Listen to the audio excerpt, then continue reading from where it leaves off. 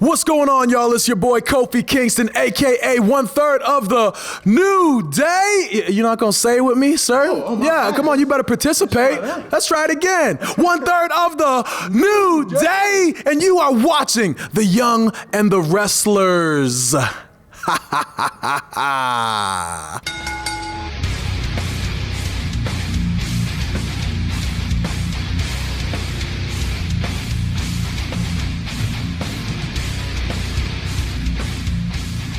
Welcome to The Young and the Wrestlers, the Pop Culture's WWE podcast, a show that takes a look at the soap opera nature of the WWE, the storylines, the characters.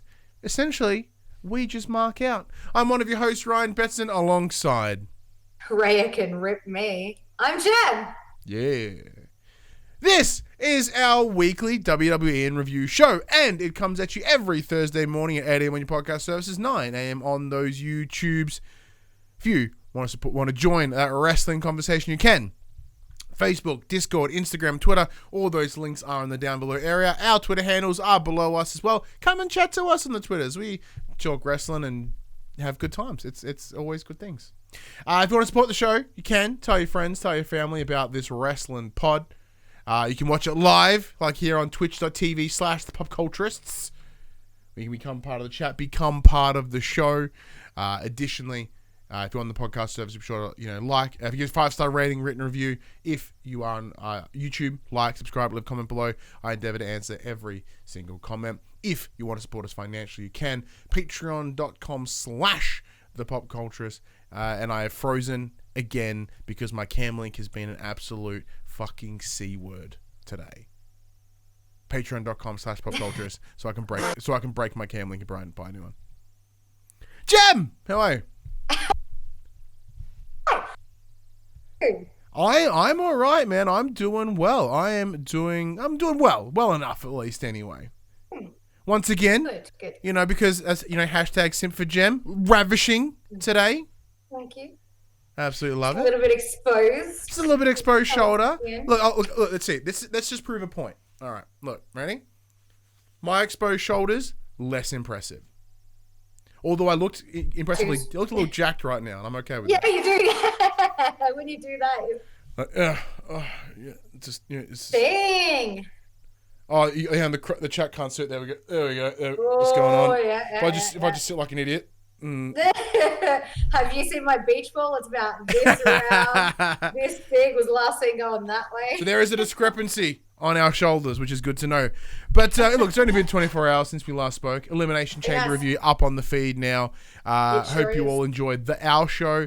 Apparently in the chat, it's a mixed messages around Chamber.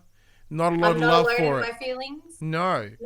Here I was thinking that I was the majority because I thought Chamber was a blast. Well, moments in Chamber were a blast, but no, it looks as if so. Yeah. Nocturnal didn't like it. Christian didn't like it. I know Moulet liked it because he watched it with me. Yeah. Actually, so Christian specifically had an issue with The Miz being champion. So let's just kick it off there. Raw tonight made me feel better about it. Yeah, so it opens up. The Miz comes out as the champion. John Morrison's like, he's champion now. Yeah. They come out. Miz TV. Miz goes on this massive spiel about how do you like me now? I started 16 years ago and everybody told me I'd be fired in 3 months and here I am, rah, rah, rah, me, I carried this brand. Everybody that was in my time is now gone and I'm still standing, rah, rah, rah. And he also goes on to mention that he is the only 2-time Grand Slam champion in the WWE history. So you say that, but when did he have the Universal Championship? Well, yeah, I think he's the only Raw Grand Slam champion. I think that's what he said. He said, he did mention Raw at some point, so he must be the only Raw Grand. Yeah, because he said everything but the Universal. Yeah, exactly right. So yeah, I think Raw Grand Slam, but still only one. So as I am a holder of no championships, therefore he is more impressive. Exactly it. So obviously on yesterday's show, I did speculate the idea of a deal being made between MVP Bobby Lashley and The Miz, and that comes to light tonight very highly right off the bat. Very the Miz quickly. Has the nerve the Miz had the nerves to say that like people like John Cena's and your Triple H's and even Bobby Lashley can't compare to him. And Bobby Lashley, boy, he did not like the sound of that. Yeah, so Bobby Lashley comes out, he's like, I do compare to you. Like, you wouldn't have that belt without me. Calm down, Sinead O'Connor. There are some things that compare to you. Yeah. Oh, I love that. But yeah, basically, like Lashley's like, we had a deal. You have to hold up your end of that deal, and we're coming to collect today. And the Miz is like, whoa. Like, I need time. Like, we need to, there's a lot that goes into this championship and, you have to earn your thing. And then he's like, no. We made a deal. You've got to deliver. And Bobby Lashley basically, he says, you've got an hour to like deliver. Otherwise. And they gave him a literal countdown hour. I'm like, fuck yeah. That's awesome. Yeah, proper. He's like, otherwise, you'll be starring on a new show called like Bobby Lashley's gonna break your face or something. Yeah, look, it's a working title. It's not the most. It's got to run through some PR and some marketing. It could work. It need some work. Yeah, but still, it was definitely really freaking good.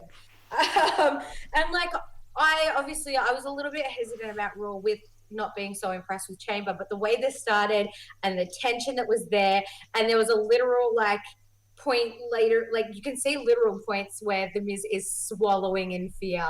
Like, you just see the gulp, like it's amazing. And I was like, hell yeah. Yeah, so thankfully, we work I imagine it wasn't hard to predict, but we predicted correctly that there was some back shady dealings here, and that Bobby Lashley would likely come through and request a shot as my camera freezes again. For fuck's sake, I hate it. But we knew he was gonna come in and be like, "That's the deal. Give me the shot." Now it looks as if it's not going exactly the same. How Miz have planned. So, like, in terms of how we imagined it, like, we went straight to a fast lane, right? Was going to be the next thing. But no, we didn't. I certainly didn't expect him to cash in now and be like, sorry, not cash in, but request the back end of that deal now. Yeah, exactly it. I thought it'd be something a bit long-winded. They'd pick an opportune moment. But I can understand it. With Bobby Lashley losing his title the night prior, he'd be chasing gold. He'd be feeling a little bit light around the midsection. He needs something. So, but yeah, in saying that, backstage, the Miz is having a talk to Adam Pearce, like, how dare you let him, like, disrespect your champion like that? Like, I've worked so hard. And Adam was like, look, I don't doubt that, and I don't doubt you, but clock's ticking, buddy. Better make a decision. And cut ahead to about the hour time. Bobby Lashley's in the ring, ready to fucking party with Adam Pearce, which I do have to mention, it was really nice to see MVP and Bobby Lashley shake Adam Pearce's hand. It's nice to see the man get some respect. Someone gives him respect. Even I disrespect him by constantly calling him Adam Cole. Yeah, exactly it. So yeah, it was really nice. No, Adam Page, I call him. Yeah, that's right. Oh yeah, Adam Page. Yeah. But yeah, he Miz comes out. Bobby's obviously pissed because Miz is still in a suit. Miz is like, look, I've decided that I need more time. Like, I just need it. Like, we need to give this 100%, and I'm not 100% right now, and neither are you, and this belt deserves better, and this title deserves better, and I just need some time. And then Braun Strowman comes barreling Yeah, out. he comes like, he comes on his way, and he's got a mic, and he's like, this sucks, you suck, this suck. Like, yes, Braun, everything sucks. Yeah, he claims that Shane McMahon and Adam Pearce have an agenda against him because they didn't put him in the chamber match, even though the stipulation was very clear that it was to be filled with former WWE champions, not the Universal champions. So I do love that though, because Shane McMahon's like, no, you suck. Yeah, this is exactly the stipulation.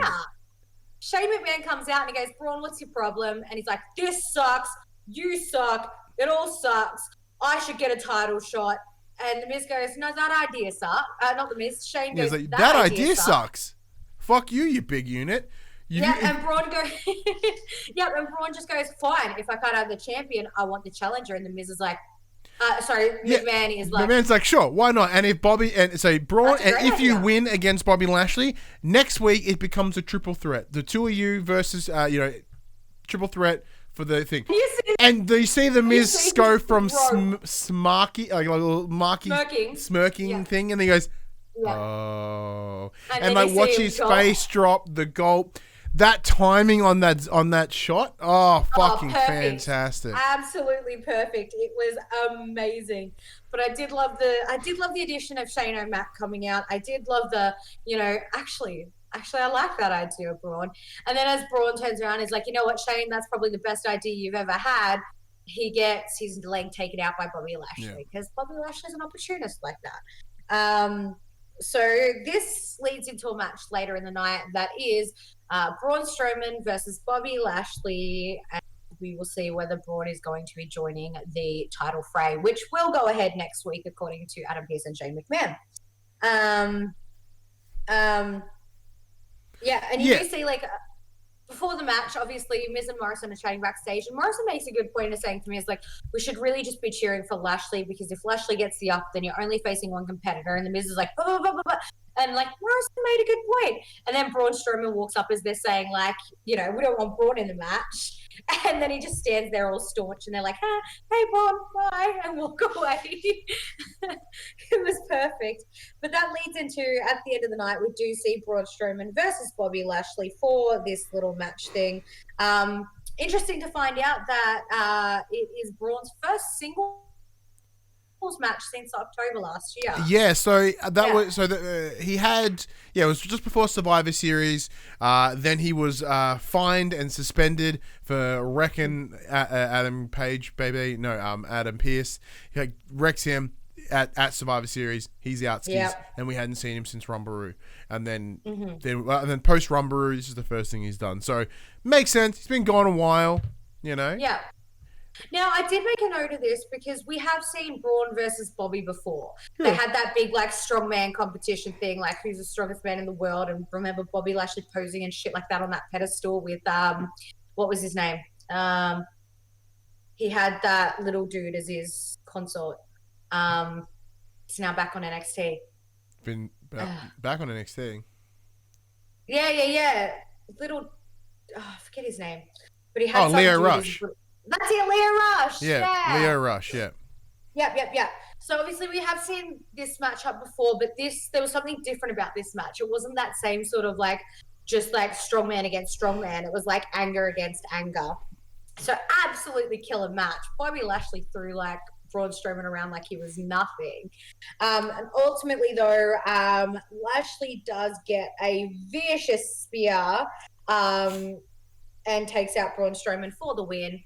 And then while he's celebrating his win, he decides to the Miz decides to come in with his belt and try to attack, and Lashley takes out the Miz as well with a big old duck and a spear, and then he proceeds to just attack Braun Strowman even more and take him out with that big old hurt lock.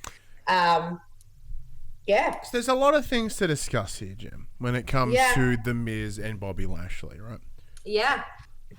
And where we think this is going to go. We're going to have to do some classic fantasy booking. Yeah. So, looking at where we're at now, we'll discuss it. So the name of the episode is, does The Miz deserve to be champion? We mean that as in, he won it with assistance.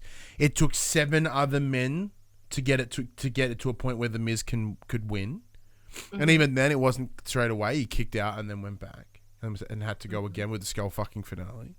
But and then Lashley's cat coming in straight away. So does that mean that it'll change hands next week?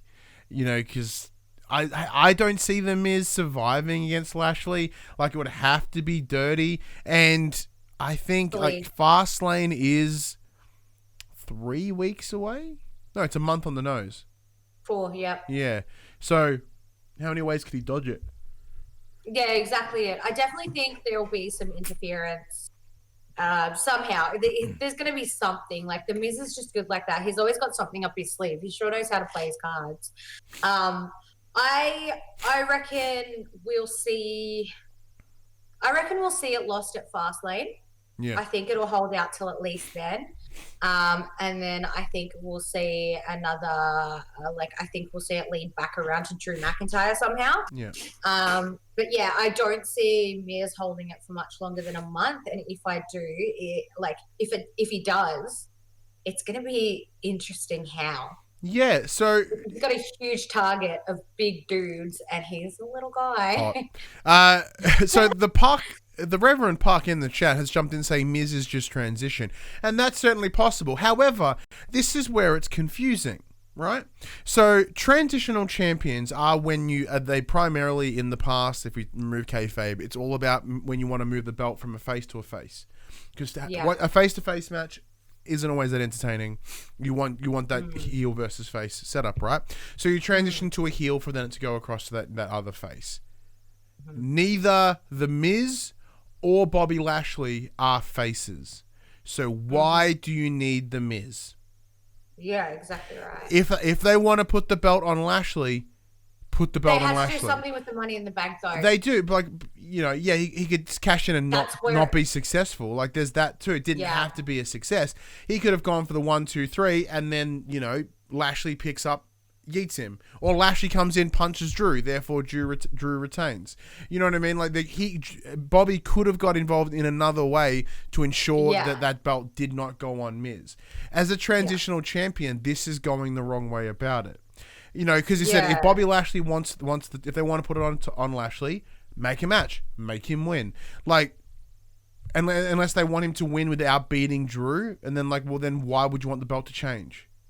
Yeah. There's a lot of weird things around this. Like, I don't think it's I think, as I said, because we're going to get a different style of heel with The Miz compared to what Bobby Lashley could do. We're going to get that Weasley sort of, that chicken shit heel that I certainly get a kick out of.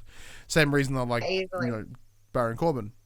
Yeah. But, why not just do that? Unless we suddenly have The Miz turn to then go to heel Lashley to then go presumably back to, or at least having a match with Drew at Mania. I like how convoluted it is because it gives it some depth and it gives it some mystery. Like, it's not perfectly predictable, and that's what I love about it. Like, obviously, I was pissed yesterday watching what I feel is a subpar pay-per-view, and then seeing The Miz get the win the way he did. But I feel like it's come full circle tonight on Raw, and it makes sense. I think it's a good way for, obviously, Drew McIntyre has carried the company as a champion through unprecedented waters. I think he does. As he keeps reminding us with the pirate theme. He helped have it go through COVID, so much so that he got COVID. Yeah, exactly. That can't be understated how well Drew has done in this time. I think he's well deserving of a bit of a break at the moment. I think, this is, as much as he was on fire last night and he was passionate to keep that, I think he needs a break from it so he can reset and come back vicious again. Because in my personal opinion, I love him as a champion, but he's also amazing at the chase. And watching him chase and catch. It's kind of like watching a Dave Attenborough documentary where the lion catches a deer. It's just so intense to watch, and then when he gets it, you're like, so it's, I don't know, it's a weird one for me. I'm kind of, the more convoluted it's getting, I guess because I have been watching wrestling for so long, the more convoluted it is, the more entertaining it is, because that's what it's all about. It's like us watching Neighbours or something still, and the stories are just so convoluted, and that's how you get sucked into it because you don't know where the story's going to go. And look, I appreciate. I'm all about it. See, I certainly appreciate that because I'm a lot of people that are mostly stinky about this in terms of that what a correct transitional champion is. They would then yell at the WWE for being paint by numbers. I understand wrestling as an art form, as a sport, quote unquote. it has a framework. It has a rule set in terms of this is what you would normally do. This is how you would normally deal with a heel. This is not normally how you would deal with a face. Stuff like that. So it's kind of cool that they're going a different way, and I respect that. So then like we're gonna not use the standard math. But form of dirty taking on another form of dirty. Like there's something cool about that. Yeah, I also kind of. I don't. There's not quite enough trust in WWE to step away from that guideline and deliver something entertaining and good. Like their history into this point has not been good. So you'd think they'd want to go by the numbers to ensure what they're making right now is of a particular standard, and once that standard is met, they can then fuck with the formula. Right now, that they are failing to deliver baseline show for most people. You know, like we are 100% exceptions to the rule. Most people hate WWE for their bullshit storylines. We enjoy their bullshit storylines. I love it. We enjoy that stuff. So we are by far the absolute minority in terms of wrestling fandom. So it's an odd choice, especially when Raw is having a garbage time right now. It's very tough.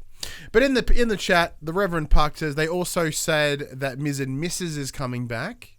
So him being a champ for the first time, for the first few episodes is something. But they've already been shot though, so it's not as if they're going to have the belt involved in the show, or unless they're filming it now, or they're depends. Then it goes to Lashley, who would be a far bigger heel into WrestleMania. That is certainly true. The cross promotion for Miz and Mrs. is fine because it is on the USA Network as well, same as Raw. But why would they promote that show when they should be promoting Raw? Because if they're recording it now, him having the title is not going to affect the series later. He'll have a belt in the series later, but it won't be relevant. In the same way that like think of the video game. Think of the video games, right? You know, when 2K 2020 came out. At the beginning of the year, they completely changed the sets, the set design for both Raw and SmackDown. By the time the game came out at the end of the year, it was already outdated because the game wasn't allowing for those changes. Same goes for Miz and Mrs. They can't promote the show on him being a champion because they're filming it now, or because you might not have the belt in the show. So like that cross promotion doesn't add up either. Yeah. For instance, like Total Divas, like that's filmed beforehand and released afterwards. So like WrestleMania had already happened when they were showing episodes of the lead up to WrestleMania. Yeah. Like, and that's how production works. That's not a brand new thing. Yeah. Yeah, it had already happened. Ronda Rousey had already done it, like had walked away, and they were showing the episodes leading up to that WrestleMania moment with Rousey, and then like her little farewell party after that and stuff like that. So yeah, it really does. It doesn't make sense. Miz is just plugging his own show because that's what he's good at doing. But look, like I said, I think it's one heel onto another. I think it's a really interesting story of how Miz has sort of cut this deal and how he's weaseling his way around it. Like, I feel like there's something really interesting in that. And I mean, we're seeing a bit more of John Morrison as well, so he's clearly going to play into it somehow. Do you think we see this could lead to a split between Miz and Morrison?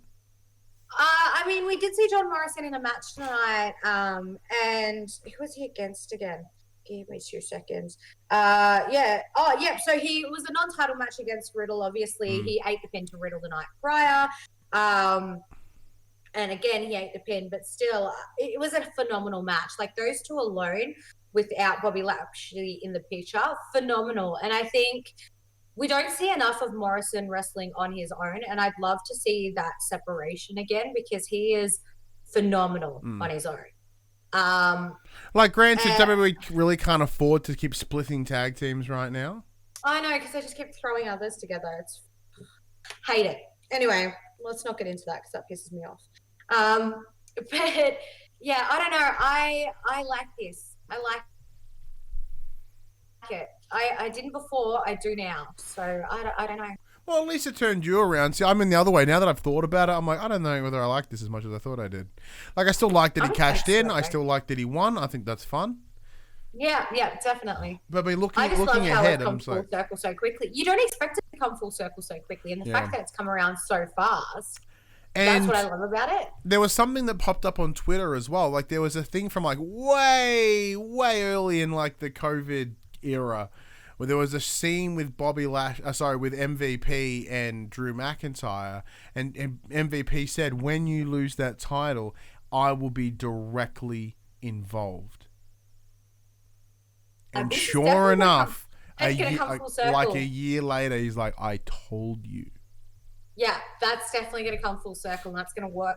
That definitely, I think, is going to lead into Drew versus Bobby. I think it makes sense because it's like big dude against big dude. Just makes sense. And I think this is just a workaround into that. That makes sense. But yeah, like I don't know whether I want to see Drew versus Bobby though, but I guess it's not up to me. I do. But once again, I was pretty set on Edge going for Drew. Yeah. So maybe that's me being salty because I got Cass wrong. Possibly, but no, I'm down for it. I'm down. One thing that we are also down for, Rhea Ripley. Rippers is coming to Raw finally. Yeah. It was alluded a couple of weeks ago. We discussed it here when Damian Priest come up, like, where the fuck's Rippers at? And we thought maybe Rippers would go to SmackDown, but nah, Rippers Raw. So both call-ups to Raw. Yeah, and I've said it once and I'll say it again. Rippers v. Asuka, give me that. That's what I'm hoping. Apparently I got too excited for my camera once again. Hang on. God damn, you son of a bitch, camera. Oh, I'm back. Hi. Rippers, I'm down for it. Well, that's what we're hoping, right? So we hope she comes in and then she starts playing into this title picture. Because either way, whether it's her versus Asuka or her versus Charlotte, both are things that I am certainly open to. You know what I mean? Like that would be about that tonight. Because adding to that, like we saw another tag match here with them. Did we? Yes, we did. So it was Charlotte Flair and Asuka versus Jax and Baszler, non-title match. And basically like Charlotte and Asuka lost again. Asuka ate the pin to Nia Jax. Hell of a match. But this time it wasn't friendly faces at the end of it. Charlotte went to help Asuka up. Asuka was pissed and shoved her away. So it's looking like Asuka's had enough. It's looking like there's going to be another bit of competition there. And I definitely think that however it goes, Ripley's going to be in it somehow. I don't care how it goes. I think we've already seen Rippers and Charlotte. I would prefer to see. Yet I think because Charlotte has had... I don't think she's eaten a pin since her comeback. No. Imagine if she eats no pins until she gets to Mania, and then Rippers v. Charlotte in a literal turnaround from 1 year ago. She pins Rippers. Rippers pins Charlotte and comes out champ. Yeah, that would be fantastic. Like, you know, Charlotte does all this. God damn this camera! I'm gonna wait for a second. I'm gonna stand in this intense stance. Imagine that. Like, if Rippers after a year gets the win, and then like Charlotte actually puts someone over, because Charlotte, as we discussed, is the boss fight. She is the female boss fight equivalent when you compare it to the likes of like, you know, Brock Lesnar being the male's boss fight. She's the same. And if she's willing to, you know, get on her back hot for Ripley, then what's a better outcome than that? Yeah, exactly right. And I'm down for it. You know, one thing we did see tonight was obviously Charlotte's still very preoccupied, and she ended up having a confrontation with Ric Flair after the match. Oh my God, I cried because Charlotte was crying. I'm an empath. I cried. You could see Rick tearing up. It was a very beautiful exchange. Like, basically Charlotte's like, what are you doing? Like, you know, you think it's funny dancing around and acting like you're the father of this child. Like, you think that's funny? And he's like, no, like, what you don't understand is, like, I was trying to give somebody what I gave you, like the mentoring, the you know, I'm trying to, like, you know, I want to be behind this women's division. I want people to know that Ric Flair is here to try and help the women be better and do better. And Charlotte's like, look, I get that, but this is my time. Hmm. And I'm carrying our name now. Like, you need to go home because you are interrupting my time. I am carrying our name. I am keeping our legacy going. I am carrying this women's division. I will bring it up. You need to go home. And she's straight out. She's like, I love you. I love you. But fuck you, yeah. But you need to go home. And this was awesome. It was kind of gut wrenching because it was like very like it was clearly felt like a very difficult conversation between these two. I really, really enjoyed it, and I understand where Rick was coming from, but Charlotte was 100% correct. It's like why I understand that you want to allegedly bring up the women's division, but why you also have a soft spot for blondes. But why are you doing that at the detriment of me? Exactly right. And that's a 100% a valid criticism. It's like you don't have to make me eat shit when. Actually, I think she's totally eaten pins a couple times now. I'm going to correct what I said before. Yeah. But I mean, like clean pins, right? I mean, like not assisted by Ric Flair yanking a feet out or something. Yeah, exactly. Right? It. So why would you do that? If you want to make the name look good, why sully my version of the name? Down? Yeah. And like. I appreciate they also touch. Oh, for fuck's sake, stupid camera! That was hot. I also appreciate them. Yeah, it's touching it's upon that one. weird relationship between Lacey and Rick and how it was, but it implied sexual. I don't know. Isn't. I was all about it. I think. Oh no! I like they touched upon it and were like they like the passion behind it, and like Charlotte Flair does make a valid point. It's like I've frozen too. Yeah, so what I said is I was liking that they doubled down on it not being a sexual thing. It's like, then why did you pretend it was your kid? Like, why do that? It doesn't make any sense. Like, what you're doing is silly, old man Ric Flair. And I've frozen again. Fuck sake!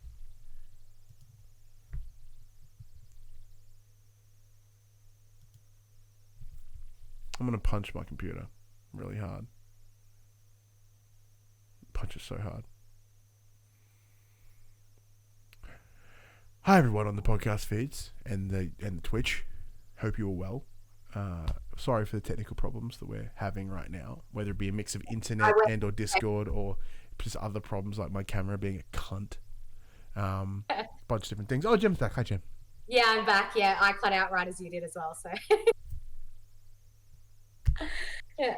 But I was just saying, like, this is something you have to go back and watch because it was one of those. It was a gut wrenching little moment, and it's definitely something that you need to see to understand. Like, both sides made very valid points. I think Charlotte's more in the right, but I don't know. It really got me in the feels. It was really nice. Yeah, because adding to your history, your personal connection to what they were trying to tell with this story. I was glad they added another layer to it that you could still resonate with. Yeah, exactly right. It was beautiful. It was beautiful. What else took place of note? What else took place of note? I mean, we know that Naomi and Lana are in line for a championship match. They won a match against Dana Brooke and Mandy Rose, which is just solidifying, I guess, them being in that title picture. Mm-hmm. There was an amazing match between AJ Styles and Ricochet. That was really cool. No real reason. Same with, there was a match with Jeff Hardy and Sheamus. For reasons unbeknownst to us. There was a little bit with the 24/7 championship. Basically, Truth tried to get the title back, got called out by Damian Priest, said something about getting Bugs Bunny's signature, and Priest gets up in his face and he's like, "It's bad, Bunny. My bad, Bunny." Yeah, he's like, yeah. And then he goes, "You got me this time, I love that he calls him DP. He's like, "You got me this time, DP," and runs off. And then Damian Priest is in a match with Angel Garza, which is an ongoing thing from a couple of weeks back. So Andrew Garza, we haven't seen him in forever. So what do you expect? He gets punched in the face. Yeah, it was actually a really good match. Like, he did have some up points there, like to the point where I thought it was interesting to watch him just absolutely taunt Bad Bunny there. But it did ultimately lose him the match by a move, I believe, that is called Hit the Lights. It was pretty vicious. And then obviously the Horde comes out. The Horde is Tozawa, Carrillo, and Gulak. And Priest takes out Tozawa and Gulak, and then Bad Bunny throws out Carrillo and Sala, sorry, and then Bad Bunny throws out Gulak, and that's that. Um, this one was fun. We saw the tag team match of Retribution's Mason T-Bar versus the New Day's Xavier Woods and Kofi Kingston, which was amazing, especially their interest when they come back from the ad break and there's it's almost like, it's going to sound terrible. It sounds like Xavier Woods is having a seizure on the trombone and Kofi's twerking to it on the side of the apron. Those two kill me. Basically, it was just a hell of a match. Mustafa Ali got ahead of himself. They popped a finisher on Kofi Kingston. Ali was like, no, do it again. Tag him in. Do it again. I want that done again. He hasn't learned his lesson. And that landed in Xavier Woods taking T-Bar over the top rope, and Kofi was able to get a Trouble in Paradise on both Retribution members to get the win. And they just sprint off with the win, and all you hear is Xavier Woods yelling out, your girl comes back and you still lose. Funny as, he's just taunting Reckoning the whole time, which is Give beautiful. him Reckoning. I'm waiting for it. But then at the end of it, which I thought was interesting, was Mustafa Ali cracks the shits and is like, you fail me, you disrespect me when you keep losing. What am I going to do with you? I've done nothing but carry you guys on my back, and this is how you treat me. Hot. So I don't know how long we're going to see Retribution. Retribution, have oddly overstayed their welcome anyway. Exactly right. They didn't really deliver previously, and plus I want to see Mia Yim in the, for fuck's sake, Cameron, I'm just gonna leave it at that one because it looks like a dickhead. I want to see Mia Yim. I want to see Reckoning versus Xavier Wood. Yeah, I want to see that. I also want to see what else they can do. Like Mustafa Ali has cool intentions, I guess, but it hasn't paid off or delivered in any possible way. So no. They do say if you want something done properly, do it yourself. So maybe it's just time for Ali to get back out on his own. Because that was also incredibly successful for him. Yeah, there was a tornado tag match between the Lucha House Party versus the Raw champions. You know what? This might be the best. This might be the best freeze of the night. That is hot. Yeah, it's hilarious because your tongue looks like your bottom lip. Yeah. So it's like that weird, it's a little uncanny valley. Like, is that my lip? Is that my tongue? It's up to you. Yeah, exactly. You can't. Yeah. You decide. And because I'm slightly looking away from you as well, so I'm like, looks like you've hurt my feelings and a bit sad about it. You're sad about it. Yeah. You know what you can get sad about? What's that? Randy Orton. Oh, Daddy. He's sad about it. So he's having a big old spiely backstage about how he keeps losing and he's not one to fail and he doesn't like failure. And, he's like, the only reason I fail is because I'm distracted, and I was distracted by the Fiend, and I took him out, and you all think he's coming back, but he's not coming back because I literally murdered him. Because he's fucking dead. He's like, yeah, my distraction isn't the Fiend. My distraction, I've come to learn, is Alexa Bliss. Is my pain. And as he pulls it out, never gets confused. As he mentions Alexa Bliss, that video of her in the summoning circle shows up, and he starts getting a bit like coffee in the throat as he's speaking, and then all of a sudden he just coughs up this black gunk. We saw Bliss bleeding out the other week, and then runs away. I am loving this. Yeah. It's just deep layers of weird. This is a really cool lead in because we know the Fiend's coming back, and this is a really cool lead into it. I'm excited to see what they do with it more. I don't know. It reminds me of like in Resident Evil, like when at the end of one of the movies, like Alice looks in the camera and the guy's nose starts bleeding. Yeah. Me like that vibe, and it's like, oh, what crazy powers does Alexa Bliss have? And like, I'm all into that sort of thing. I love that weird horror-y type thing. See, like, I might be misremembering, but this seems like the same sort of weird kookiness as like the Ministry back in the day, like the whole sort of. No, but I mean that in terms of like a weird thematic sort of thing. Thematics, yeah. So everyone's like, this is not wrestling. I'm like, yeah, but.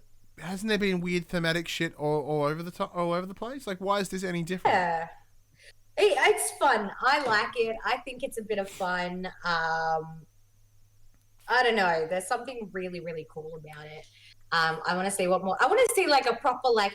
I want to see Alexa Bliss do a proper like seance summoning circle thing, and then like she summons the Fiend back from the dead. Like I want to see that weird weird Satanist shit. Like bring it on. That's cool. It's a Ouija I'm board. And down it's for like, it. yowie, Yeah. wowie. Exactly it. Yeah. Yeah. I'm down for that. Give it to me. That's like. What yeah, if? I, What if ooh. the Fiend becomes one of the voices in Randy's head? Ooh. He does hear voices in his head. They talk to him. They understand. They understand. They talk to him. They talk to him. They talk to me. Yeah, no, that's cool. That is cool as well. I mean, Alexa's hearing voices in her head. Why can't the Fiend be in Randy's too? That's true. Hey. Spoiler alert. There's so many ways Randy to has go. been Alexa this whole time. Yeah, Randy is Alexa. Yeah, that's what it is. Mission Impossible just I'm like, oh my god, it's been Alexa. You see like the back bend happen in the ring, and then you turn around and it's Randy Orton doing it. Yeah, like this is fucked. In a dress. Yeah, you know, like I said, like Pigtails. I'm unsure because it's like her attire is a little bit too childlike for me personally. Like I think they look good on Randy. It's hot, but it's weird. But Randy, that's just hot. He's unquestionably hot. Butt and his junk hanging out a little bit. Yeah, like because That's you know, there's a little bit of ball bag just hanging, peeking out from that little skirt that he'll be wearing. And Oh, like, yeah, you know beautiful. what? I'm down. Yeah, I'm down for it as well. Give it to me. Man. But no, like overall, like this week of Raw was quite exciting. Like I think it was a really good follow up to what was quite a smaller pay per view. I think it really brought some things full circle, and I'm intrigued. It's got me hooked. I'm not gonna lie. I'm into it.